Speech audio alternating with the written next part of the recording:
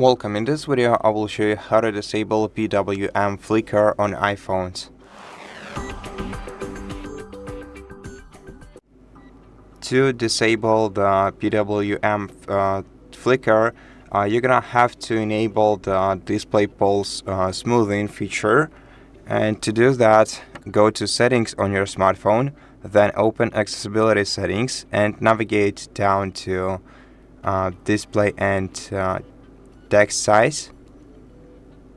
Then in this menu, navigate to display pulse smoothing and switch this feature on, and this will disable flickering by enabling alternative dimming for smoother output at low brightness, though it may slightly impact your device's performance.